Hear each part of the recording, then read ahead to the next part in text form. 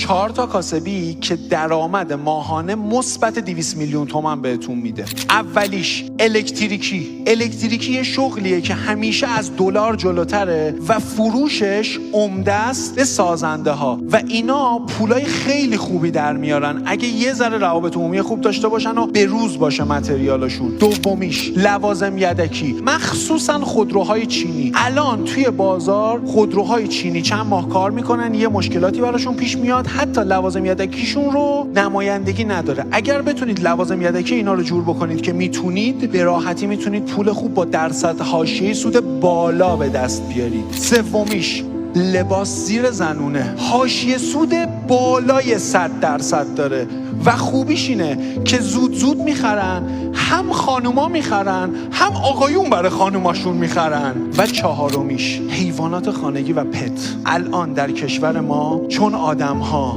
نمیتونن با هم بسازن، با سگ‌ها میسازن.